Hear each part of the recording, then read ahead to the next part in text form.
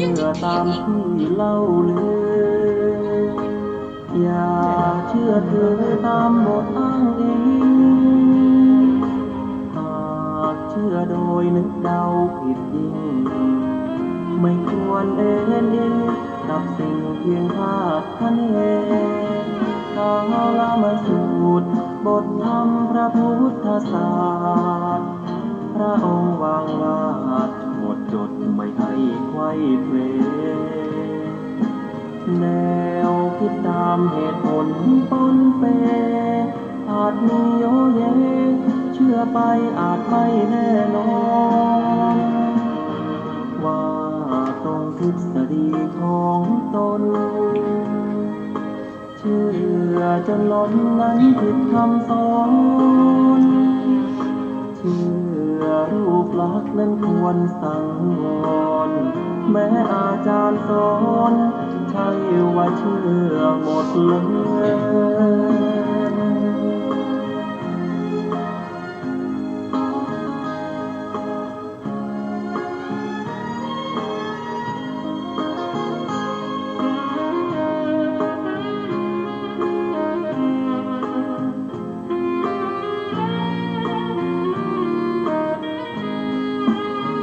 กาลมาสูตรบทธรรมพระพุทธศาสตร์พระองค์วางวาดหมดจดไม่ให้ไขว้เขวแนวคิดตามเหตุผลปนเปอาจมีโยเยเชื่อไปอาจไม่แน่นอนว่าตรงทฤษฎีของตนเชื่อจนล้นนั้นผิดคำสอนเชื่อรูปลักษณ์นั้นควรสังวรแม้อาจารย์สอนใช่ว่าเชื่อหมดเลย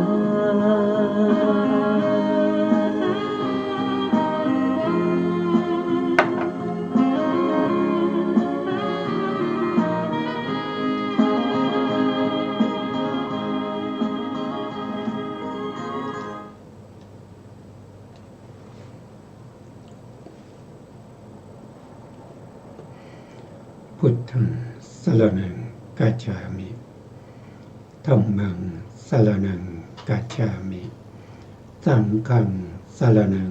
กัจฉามิกราบนมัสการพระมหาเถระพระสังฆาธิการพระเถรานุเถระสวัสดีท่านผู้ฟังและผู้ชมทุกท่านกลับมาพบกับรายการศึกษาพระสัทธรรมเพื่อการพ้นทุกข์ครั้งนี้เป็นครั้งที่3ในพระสูตรที่ชื่อว่ามหาปทานสูตรซึ่งเป็นพระสูตรที่นำมาจากทีฆนิกายมหาวรรคเล่มที่13นะแล้วก็เป็นพระสูตรที่14ในทีฆนิกายในทีฆนิกายมีพระสูตรอยู่ทั้งหมด34สูตรนะตอนนี้เราก็มาถึงพระสูตรที่14นะเหลืออยู่อีก20สูตรนะเราก็จะจบในเรื่องของทีฆนิกายทีฆนิกายเป็นพระสูตรที่ยาวนะเป็นพระสูตรที่ยาวที่ได้รวบรวมไว้นะครับที่พระสังคีติกาจารย์หรือพระอรหันต์ทั้งหลายที่ทำสังคายนาไว้ตั้งแต่หลังจากที่พระพุทธองค์ได้ปรินิพพานไปแล้ว3 เดือนท่านก็ได้รวบรวมมาไว้ในพระสูตรนี้อยู่ในทีฆนิกายผู้ที่มี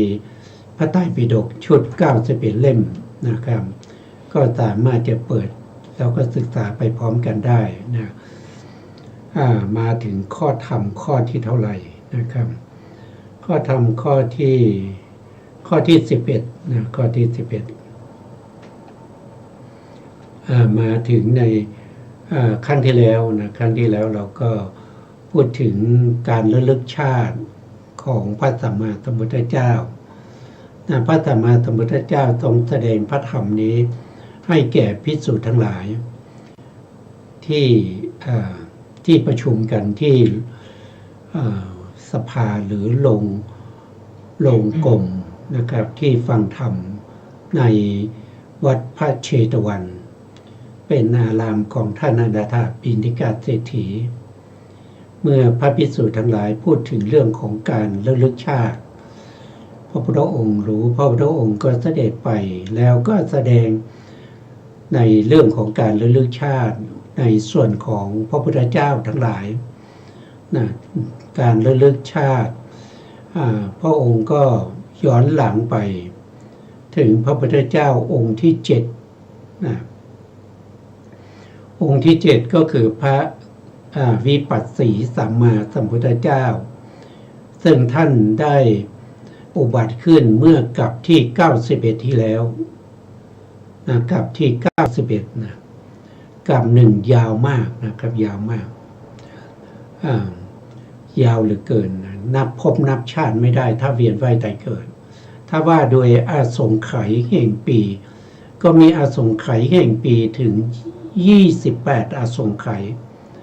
คือนับปีไม่ได้ไม่รู้จะเอาอะไรมาบอกว่าเท่านั้นปีเท่านี้ปีนะมันยาวนานมากนะครับไม่สามารถหาตัวเลขมากำกับให้รู้ว่าอาสงไขยปี1อาสงไขยปีมันมีเท่าไหร่ไม่สามารถบอกได้นะการระลึกชาติของพระสัมมาสัมพุทธเจ้าเนี่ยท่านสามารถระลึกได้โดยไม่มีขีดจำกัดนะจะขึ้นอยู่กับความประสงค์ของพระองค์ว่าพระองค์จะระลึกไปยาวนานแค่ไหนแต่ในพระสูตรนี้พระพุทธองค์ระลึกไป91กับไปถึงพระพุทธเจ้าวิปัสสีสัมมาสัมพุทธเจ้าในอัตถกถาท่านก็บอกว่าพระพุทธเจ้าเนี่ยระลึกชาติได้โดยไม่จำกัดพระปัจเจกพุทธเจ้าระลึกชาติได้2อาสงไขยแสนมหากรัปอาสงไขยตรงนี้เป็นมหากรัปนะมหากรัปอาสงไขยแต่ถ้าว่าด้วยอายุแล้วเป็นอาสงไขยปีอาสงไขยปีเนี่ยมันเศษเสี้ยวนิดเดียวของมหาอาสงไขยกลับมามหาอาสงไขยกลับนี่โอ้มันยาวนานมากนะครับ24อาสงไขยปีแล้วก็บวกกับสังวัตตถายีวิวัตตถายีแล้วก็สังวัตตอาสงไขยนะครับถึงจะเท่ากับ1มหากัปนะซึ่งยาวนานเหลือเกินนะ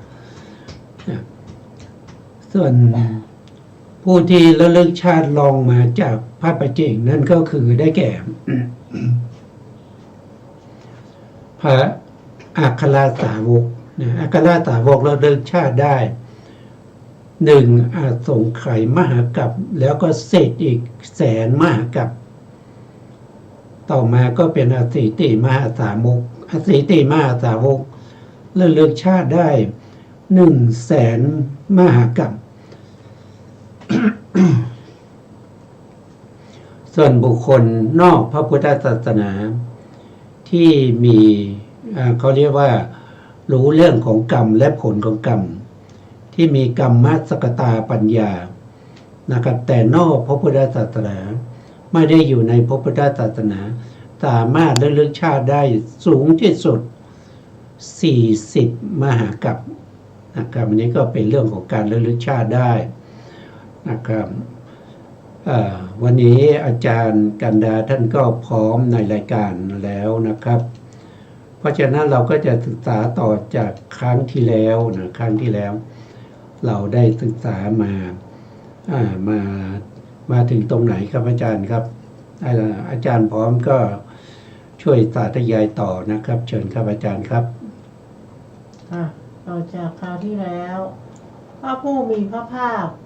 ตรัสว่าดูก่อนภิกษุทั้งหลาย ถ้าอย่างนั้นพวกเธอจงฟังจงใส่ใจให้ดี เราจะกล่าวภิกษุเหล่านั้นทูลรับพระผู้มีพระภาคแล้ว พระผู้มีพระภาคได้ตรัสพระพุทธพจน์นี้ว่า ดูก่อนภิกษุทั้งหลาย นับแต่นี้ไป91กับพระผู้มีพระภาคอรหันตสัมมาสัมพุทธเจ้าพระนามว่าวิปัสสีเสด็จอุบัติแล้วในโลกพระองค์เป็นกษัตริย์โดยพระชาติเสด็จอุบัติแล้วในขัตติยสกุลเป็นโกณฑัญญะโดยพระโคตรมีพระชนมายุประมาณ 80,000 ปีมีตรัสรู้ที่ควงไม้แคฝอยมีขันธะและพระติสสะเป็นคู่พระอัครสาวกซึ่งเป็นคู่อันเจริญการประชุมแห่งพระสาวกของพระผู้มีพระภาคอรหันตสัมมาสัมพุทธเจ้าพระนามว่าวิปัสสีได้มีแล้ว3 ครั้งครั้งหนึ่งมีพระสาวกประชุมกันเป็นจำนวนภิกษุ 6,800,000 รูปอีกครั้งหนึ่งมีพระสาวกประชุมกันเป็นจำนวนภิกษุ100,000 รูปอีกครั้งหนึ่งมีพระสาวกประชุมกันเป็นจำนวนภิกษุ 80,000 รูปภิกษุทั้งหลายพระสาวกของพระผู้มีพระภาคอรหันตสัมมาสัมพุทธเจ้าพระนามว่าวิปัสสีซึ่งได้ประชุมกันทั้ง3 ครั้งนี้ล้วนเป็นผ้าขีณาสพทั้งสิ้นดูก่อนภิกษุทั้งหลายภิกษุผู้อุปถากชื่อว่าอโศกะได้เป็นอัครอุปถากของพระผู้มีพระภาคอรหันตสัมมาสัมพุทธเจ้าพระนามว่าวิปัสสีดูก่อนภิกษุทั้งหลายพระราชาพระนามว่าพันธุมะเป็นพระชนกพระเทวีพระนามว่าพันธุมดีเป็นพระชนนีบังเกิดเกล้าของพระพุทธเจ้าพระนามว่าวิปัสสีพระนครชื่อว่าพันธุมดีเป็นราชธานีของพระเจ้าพันธุมะค่ะครับผมอันนี้ก็เป็นประวัติย่อๆนะครับของพระพุทธเจ้าวิปัสสีพระพุทธเจ้าวิปัสสีนั้นท่านเป็นตระกูลกษัตริย์นะตระกูลกษัตริย์ที่มีมาแล้วตั้ง91 กัปที่แล้ว91 กัปที่แล้วอันนี้เป็นกัปใหญ่นะครับกัปที่ใหญ่เป็นมหากัปถ้าเราจะมาเทียบกับอายุกัปมันน้อยนะครับอายุกัปที่เทียบไม่ได้อายุกัปเทียบไม่ได้เพราะฉะนั้น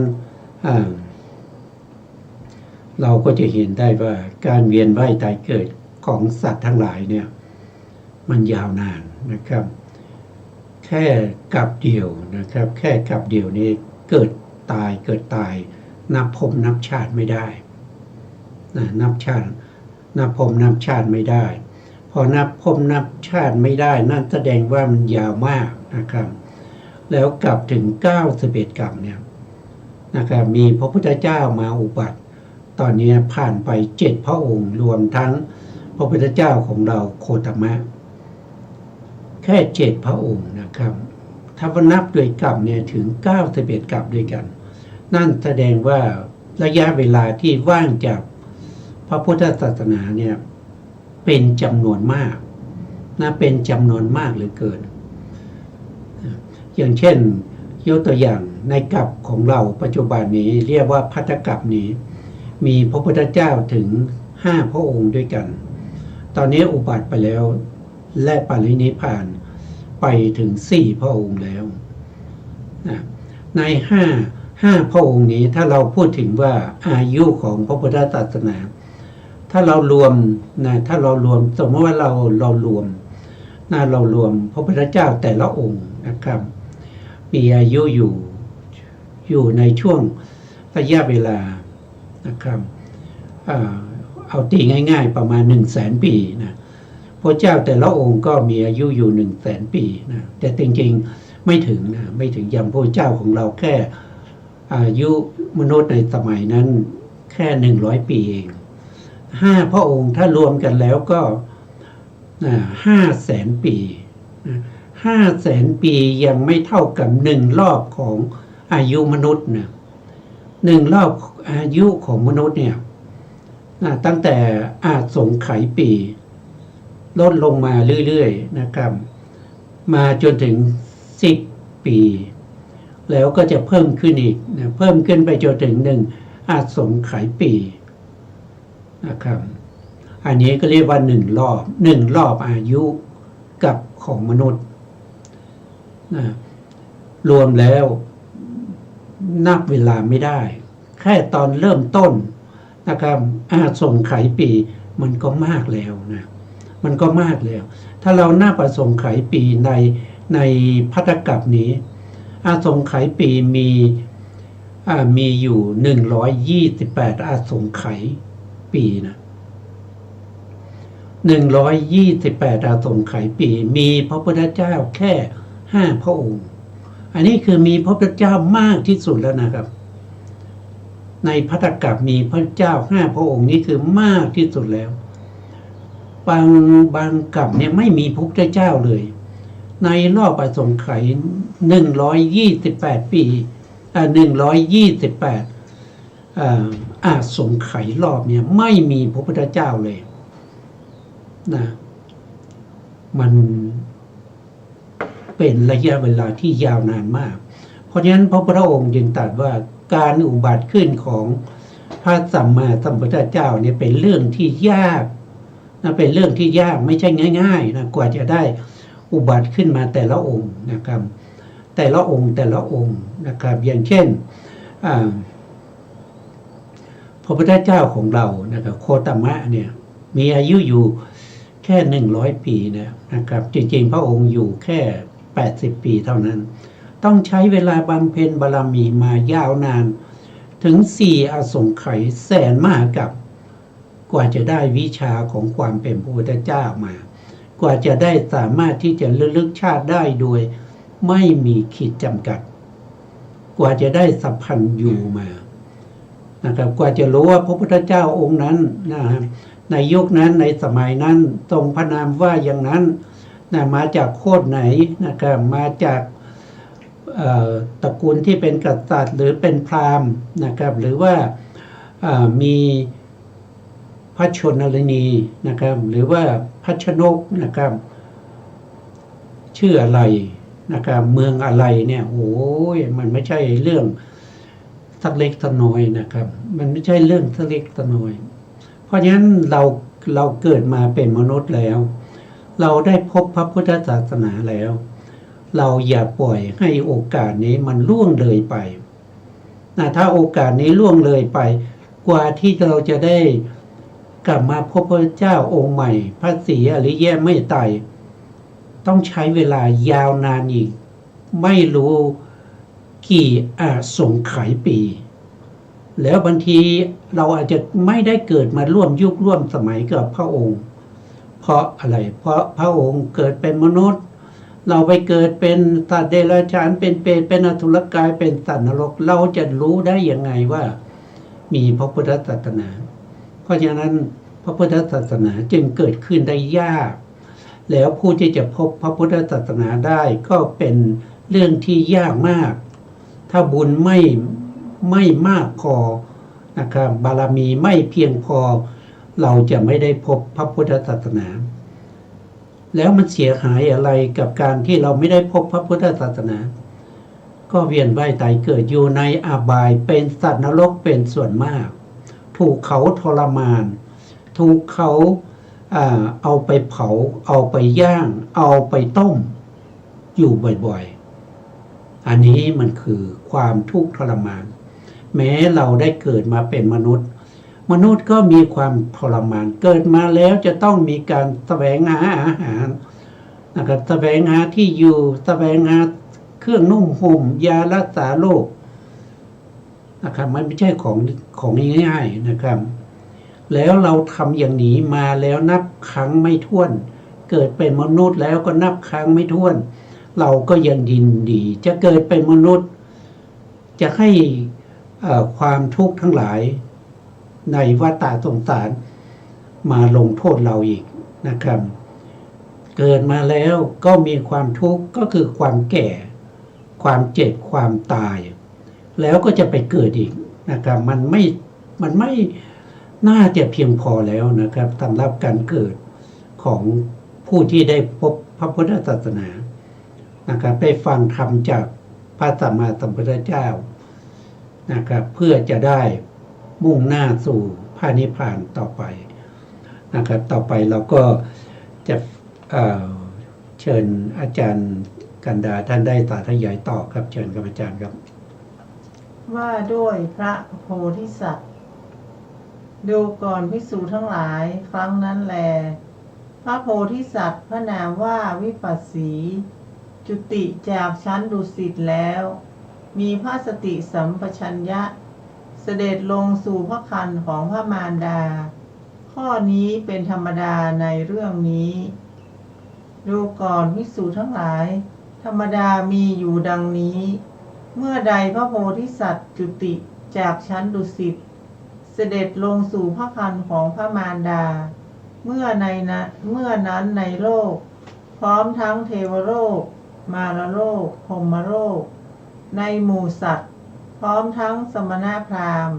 เทวดาและมนุษย์แสงสว่างอันยิ่งไม่มีประมาณปรากฏในโลกล่วงเทวานุภาพของเทวดาทั้งหลายช่องว่างซึ่งอยู่ที่สุดในโลกมิได้ถูกอะไรปกปิดไว้ที่มืดมิดก็ดีสถานที่พระจันทร์และพระอาทิตย์เหล่านี้ซึ่งมีฤทธิ์มากมีอานุภาพมากปานนี้ส่องแสงไปไม่ถึงก็ดีในที่ทั้งสองแห่งนั้นแสงสว่างอันยิ่งไม่มีประมาณย่อมปรากฏล่วงเทวานุภาพของเทวดาทั้งหลายถึงสัตว์ทั้งหลายที่เกิดในสถานที่เหล่านั้นก็จำกันและกันได้ด้วยแสงนั้นว่าพ่อผู้เจริญได้ยินว่าถึงสัตว์พวกอื่นที่เกิดในนี้ก็มีอยู่เหมือนกันทั้งหมื่นโลกธาตุนี้ย่อมหวั่นไหวสะเทือนสะท้านทั้งแสงสว่างอันยิ่งไม่มีประมาณย่อมปรากฏในโลกล่วงเทวานุภาพของเทวดาทั้งหลายข้อนี้เป็นธรรมดาในเรื่องนี้ค่ะครับผมครับตามที่ท่านได้บอกว่าเป็นเรื่องธรรมดานะครับทำไมมันเป็นธรรมดาก็เพราะว่าผู้ที่จะเป็นอย่างนี้ได้คือผู้ที่มีบุญบารมี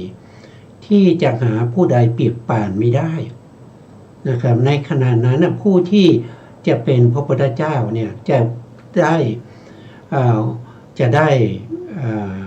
ปฏิสนธิในครรภ์ของพระมารดาแล้วจะคลอดออกมาเป็น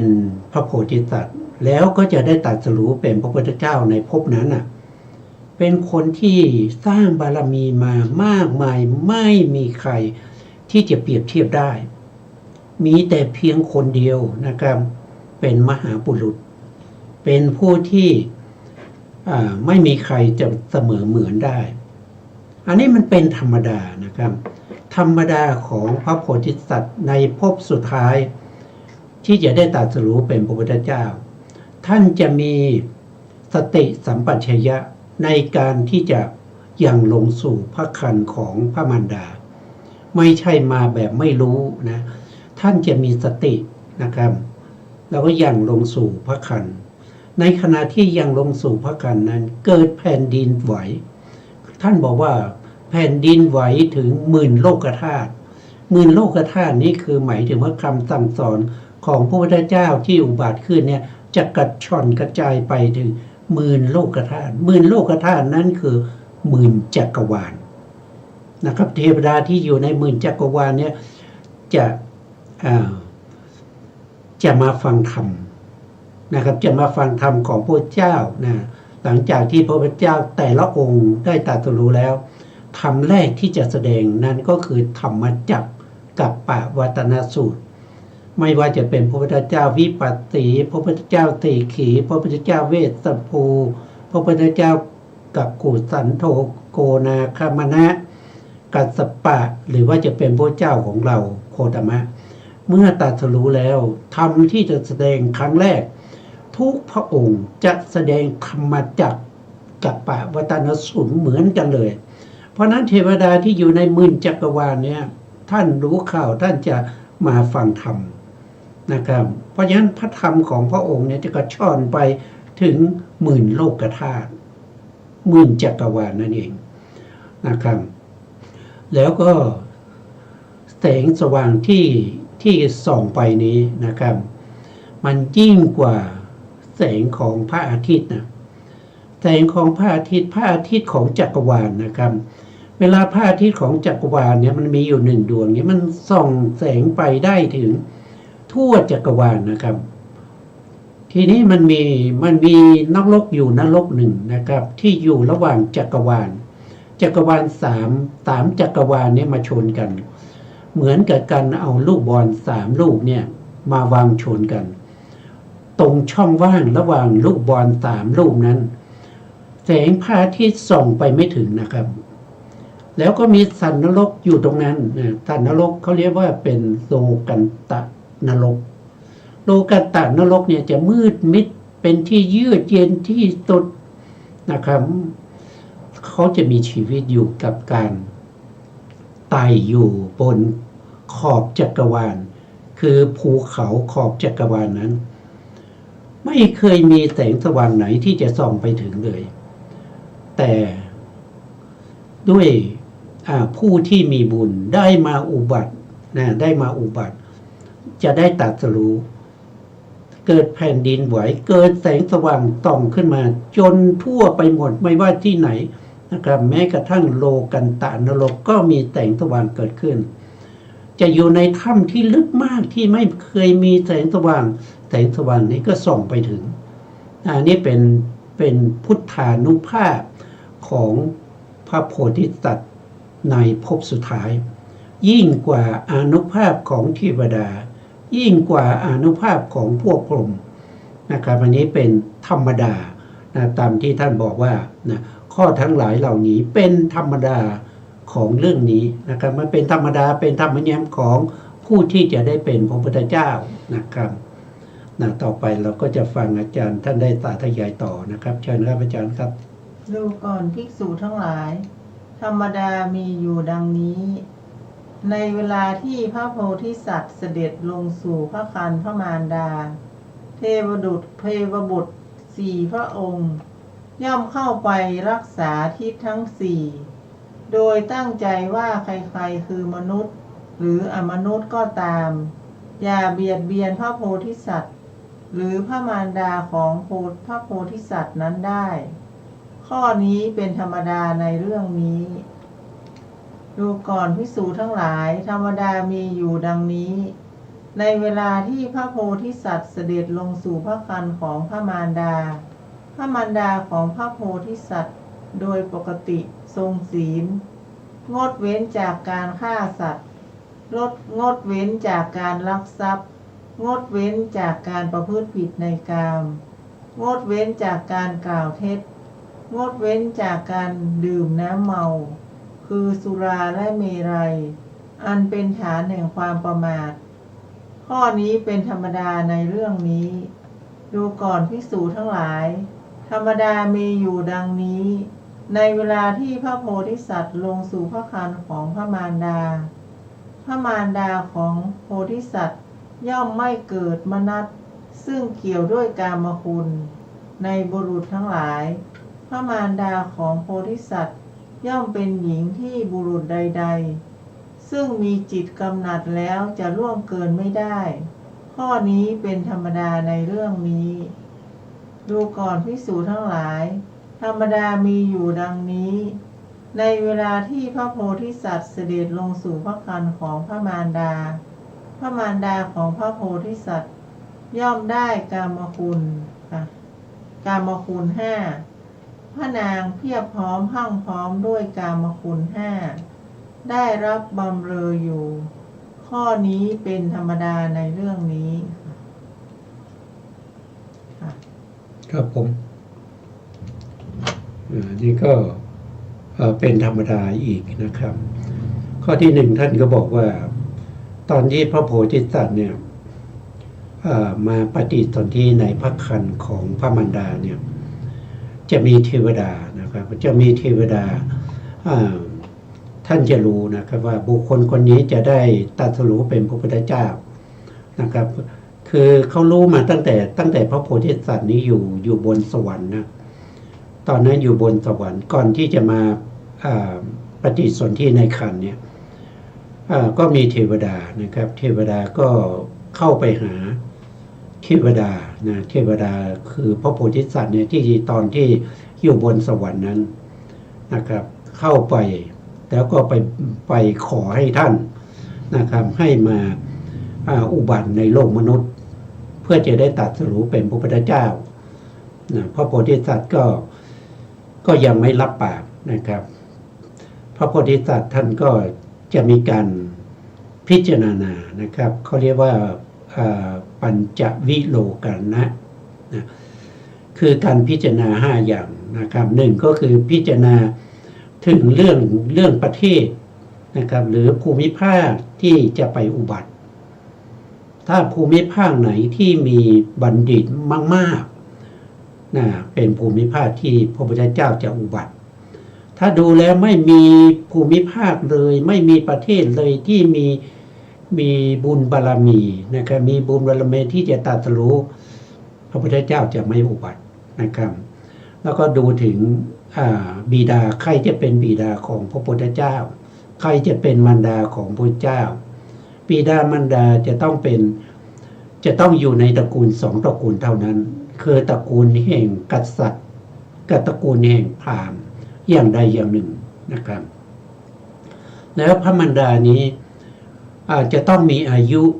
นะครับ10 เดือนกับ10ถ้าจะไม่เป็น10 เดือนกับ5 วันนะคือหลังจากพระโพธิสัตว์ประสูติแล้ว5 วันเนี่ยพระมารดาจะเสียชีวิตนะครับจะไม่อยู่เกินนี้นะแล้วก็พระมารดาจะต้องเป็นคนที่มีศีลบริสุทธิ์นะมีศีลบริสุทธิ์นะมีศีล5ที่บริสุทธิ์อันนี้แล้วก็พิจารณาถึงอายุของมนุษย์นะมนุษย์ในยุคนั้นในสมัยนั้นอายุกลับอยู่ที่เท่าไหร่นะถ้าเกินกว่า100,000 ปีก็ไม่อุบัติเพราะอุบัติมาแล้วสอนยากแต่สอนยากเพราะผู้ที่มีอายุยืนยาวเนี่ยเขาจะมองไม่เห็นความทุกข์เขาจะมองไม่เห็นถึงการเวียนว่ายตายเกิดเขามองไม่เห็นถึงอนิจจังทุกขังอนัตตาถ้ามนุษย์ที่ในยุคนั้นมนุษย์มีอายุต่ำกว่า100 ปีพระพุทธเจ้าก็ไม่อุบัติเพราะว่ามันสอนยากมนุษย์ที่มีอายุต่ำกว่า100 ปีเป็นมนุษย์ที่มีกิเลสหนานะครับว่าไม่เชื่อสอนไม่ได้นะก็ไม่อุบัติเมื่อพิจารณาสิ่งเหล่านี้เรียบร้อยแล้วนะ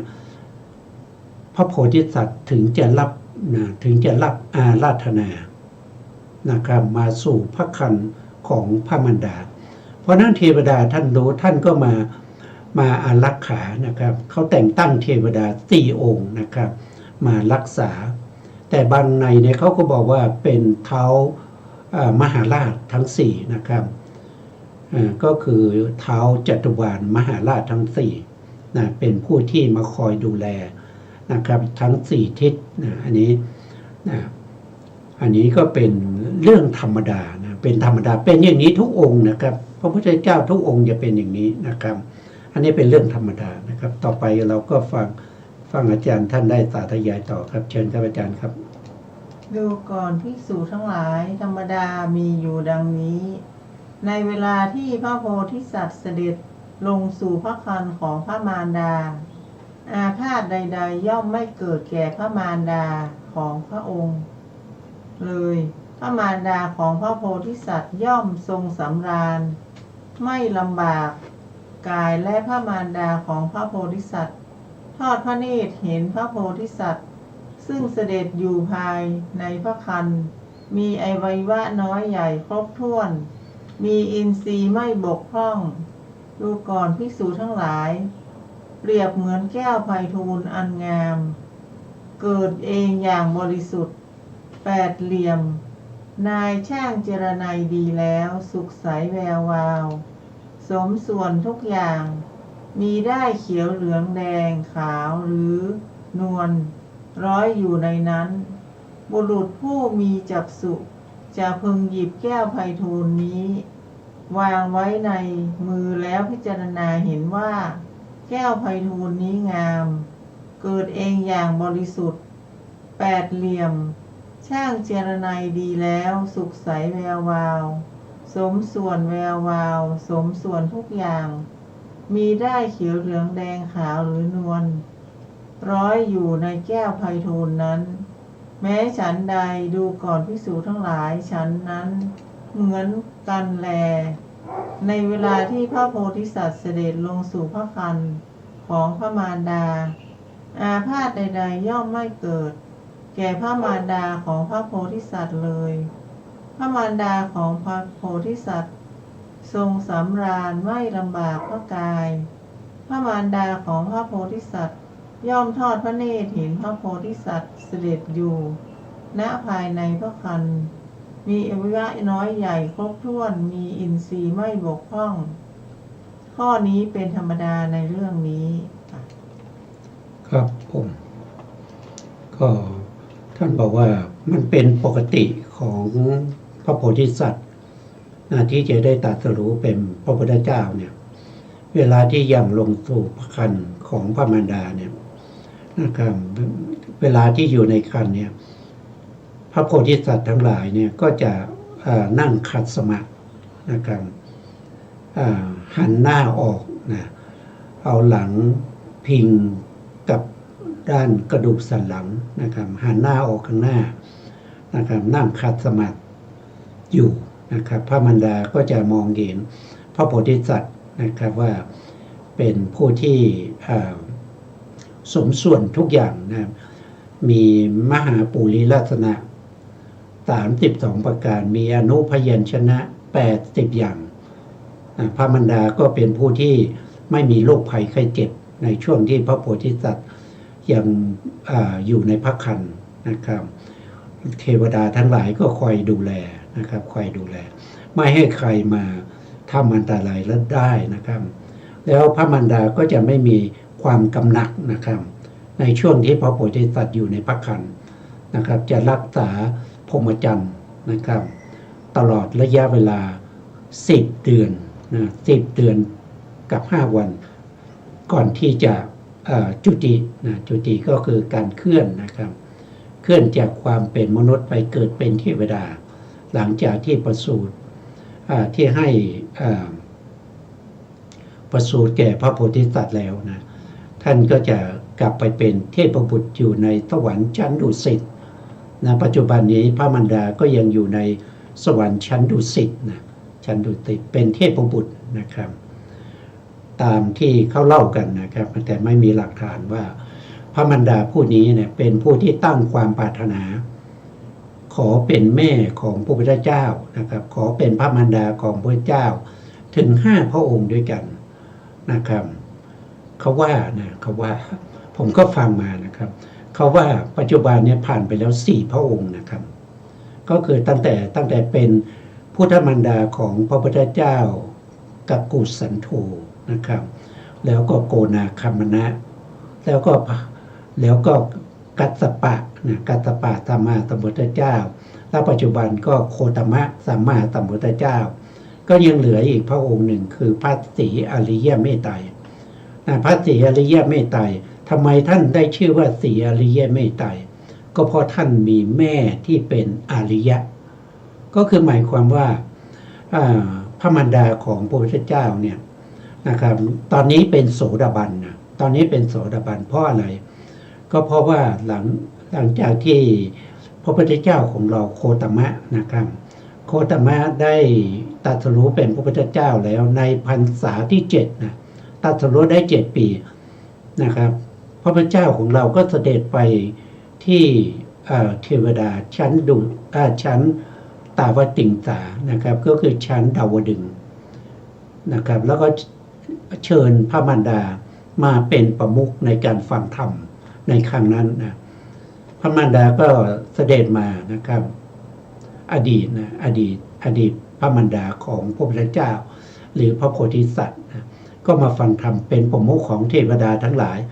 พระพุทธเจ้าโคตมะก็แสดงภาพพิธรรมนะแสดงภาพพิธรรมให้แก่เทวดาที่มาประชุมกันในชั้น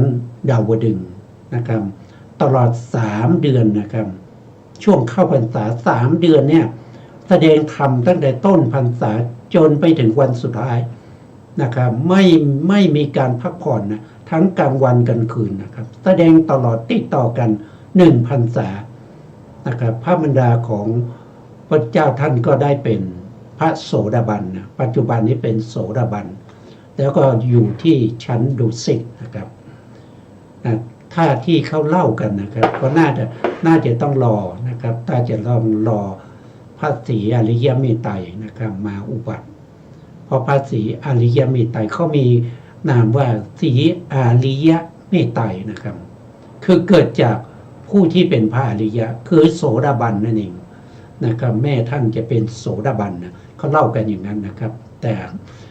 ยังไม่หาหลักฐานไม่เจอนะครับอันนี้ก็เป็นเรื่องเล่านะครับอาจารย์พร้อมแล้วก็เชิญนะครับสาธยายต่อครับเชิญครับดูก่อนภิกษุทั้งหลายธรรมดามีอยู่ดังนี้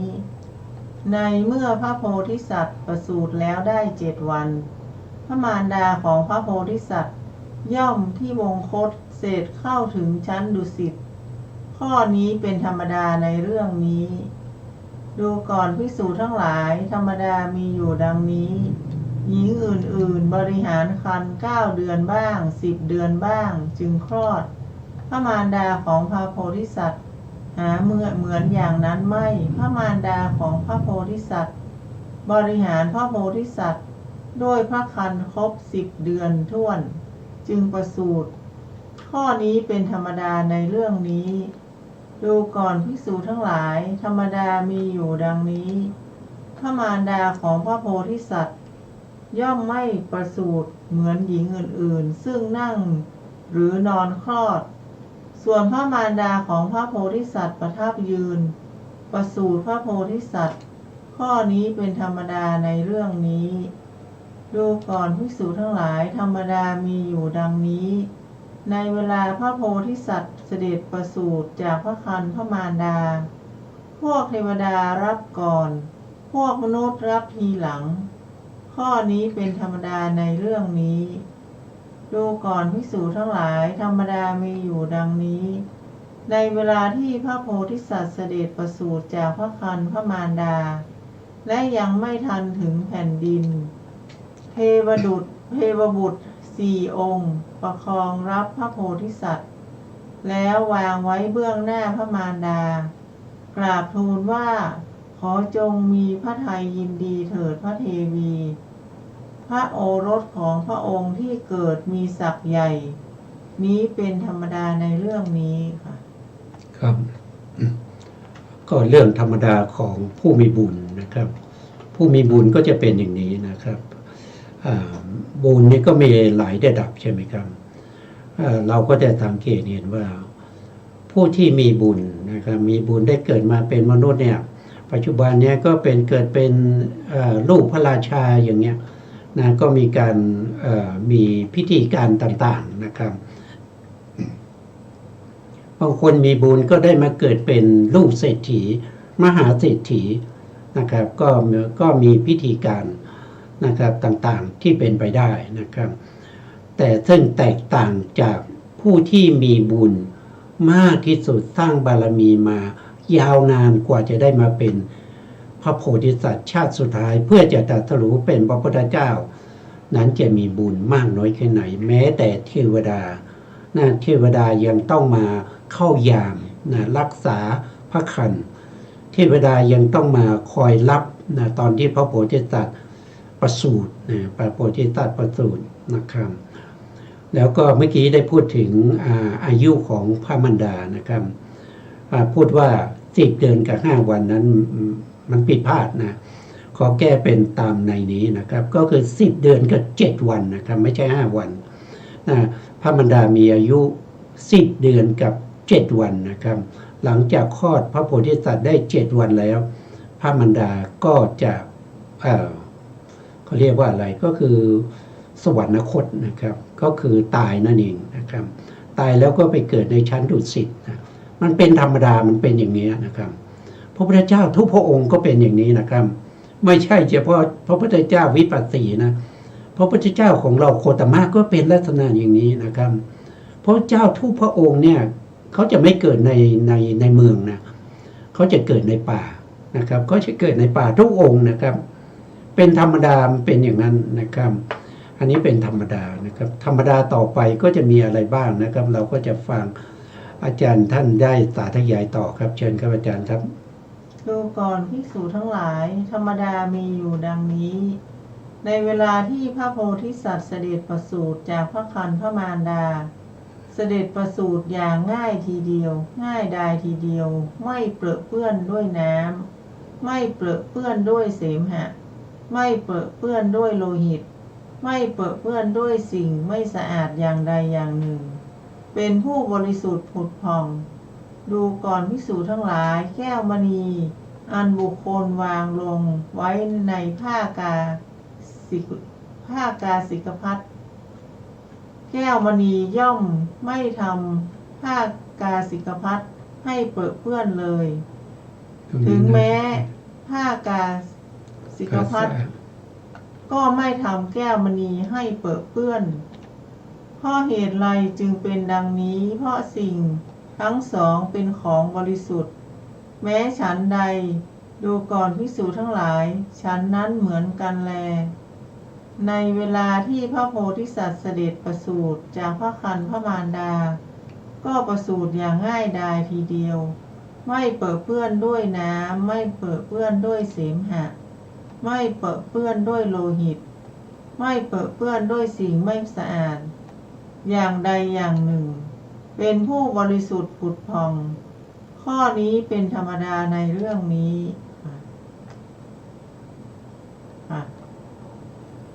ครับผมครับอันนี้ก็เป็นธรรมดาของพระโพธิสัตว์นะครับเวลาประสูติเนี่ยท่านจะประสูติอย่างง่ายดายง่ายดายบางคนเนี่ยเขาคลอดเนี่ยเราก็จะสังเกตว่าโอ้เขาจะปวดเขาจะปวดแม่เขาจะปวดอย่างนั้นอย่างนี้นะครับกว่าจะคลอดลูกมาคนแรกนะครับก็จะปวดมากแต่พระโพธิสัตว์นี้ท่านจะคลอดง่ายนะครับ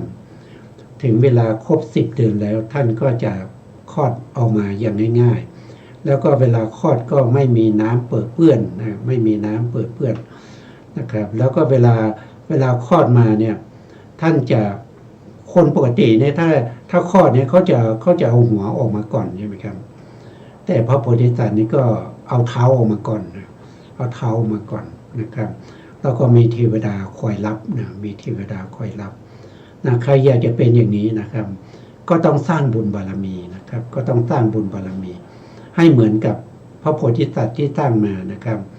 ไม่เสียดายชีวิตนะไม่เสียดายทรัพย์สินเงินทองทุกสิ่งทุกอย่างไม่เสียดายแม้กระทั่งเลือดเนื้อนะครับไม่เสียดายแม้กระทั่งบุตรภรรยา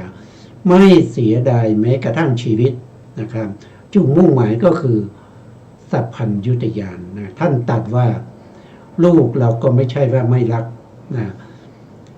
ภรรยาก็ไม่ใช่ว่าไม่รักแต่สิ่งที่เรารักมากกว่าลูกและภรรยานั้นก็คือสัพพัญญุตญาณนะครับ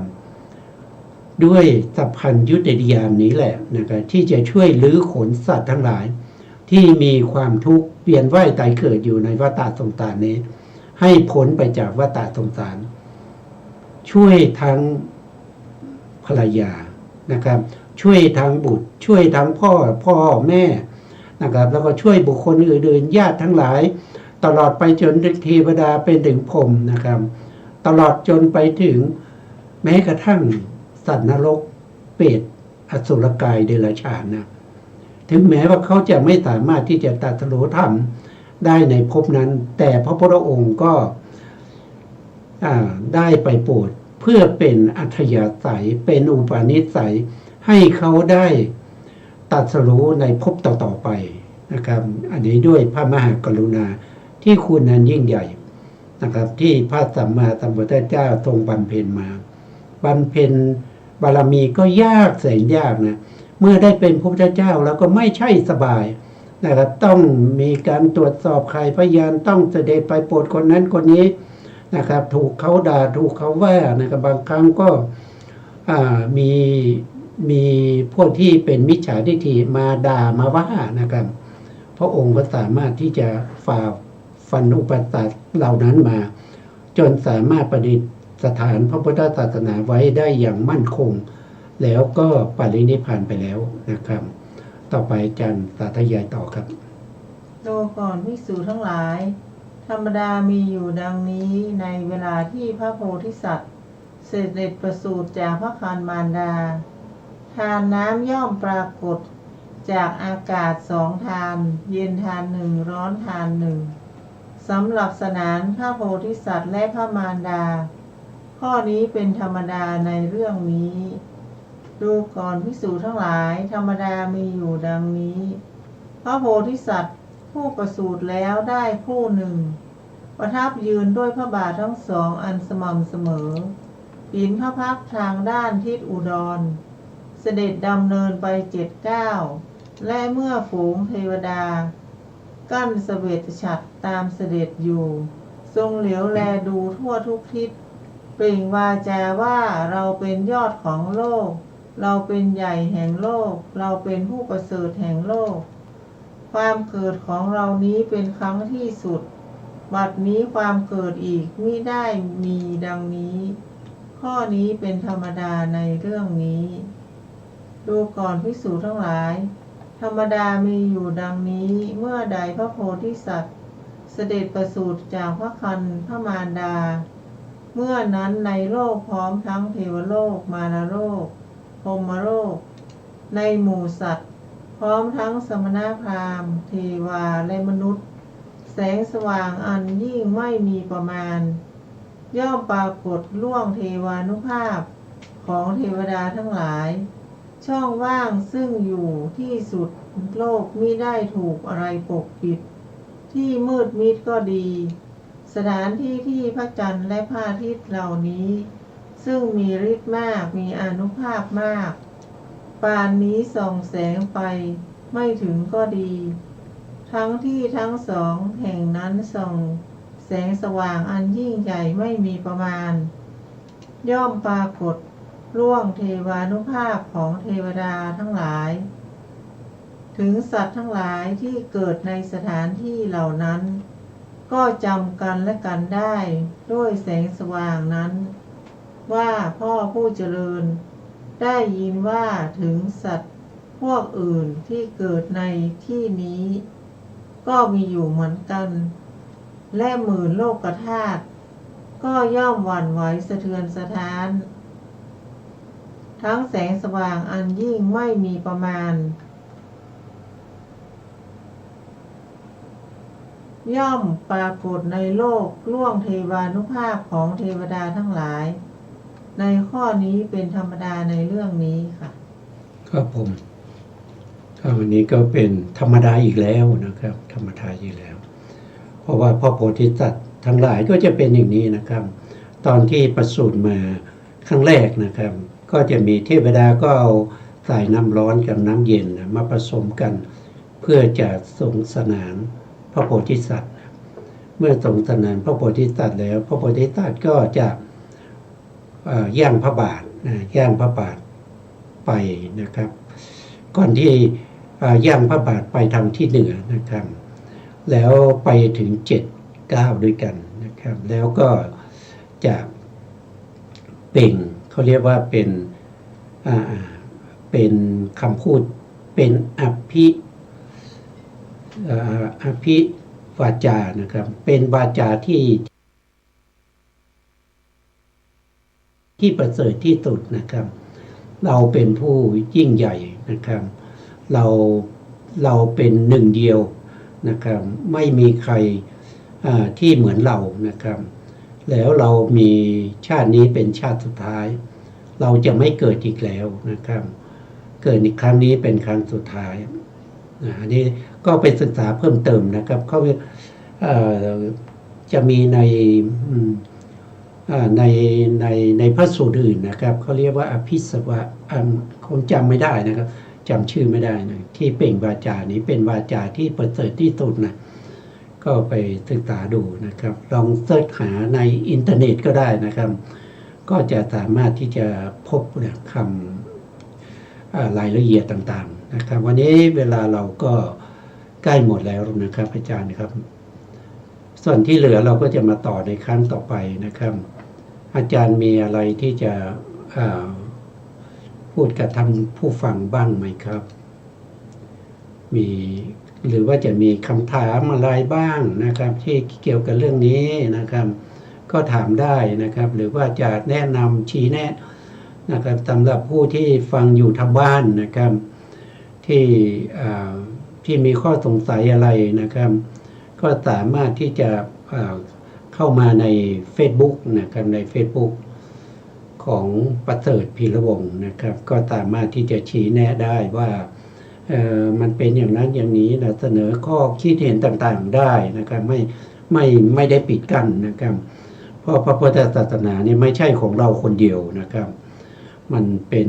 พระพุทธศาสนานี่เป็นสาธารณะแก่ทุกคนนะครับทุกคนสามารถที่จะศึกษาทำความรู้ความเข้าใจสามารถที่จะนำไปพูดจาเสนอข้อคิดเห็นต่างๆได้นะแต่ทางนี้ทางนั้นจะต้องตั้งอยู่บนความรู้ความเข้าใจในทางพระพุทธศาสนานะครับอย่าไปเอาความไม่รู้หรือว่าเอาลัทธิอื่นๆนะครับเข้ามาแทรกในพระธรรมคำสั่งสอนของพระเจ้านะครับขอให้ยึดมั่นยึดถือพระพุทธเจ้านะครับพระธรรมเจ้าแล้วก็พระสังฆเจ้าเป็นที่พึ่งที่นับถือนะครับมีพระรัตนตรัยเป็นที่ไปในเบื้องหน้าถ้าเราไม่ละทิ้งพระรัตนตรัยนะครับไม่นานเราก็สามารถที่จะฝ่าฟันอุปสรรคเข้าถึงพระนิพพานได้นะครับไม่ช้าก็เร็วนะครับสุดท้ายนี้ก็ขอกราบขอบพระคุณพระครูสมุทรวิศวัฒน์วรกิจโจผู้อำนวยการสถานีวิทยุเพื่อการศึกษาพระพุทธศาสนาและวัฒนธรรม FM 104.5 เมกะเฮิรตซ์วัดฝายหินจังหวัดเชียงใหม่และขอกราบขอบพระคุณพระครูปริยัติยานุศาสตร์ขอบคุณท่านผู้ฟังและผู้ชมทุกท่านนะครับที่ให้เกียรติติดตามในรายการศึกษาพระสัจธรรมเพื่อการพ้นทุกข์พบกันใหม่ในครั้งต่อไปครับสวัสดีครับสวัสดีค่ะพระพุทธศาสนาพระองค์วางวาดหมดจดไม่ให้ไขว้เขวแนวคิดตามเหตุผลปนเปอาจมีโยเยเชื่อไปอาจไม่แน่นอนว่าตรงทฤษฎีของตนเชื่อจนล้นนั้นผิดคำสอน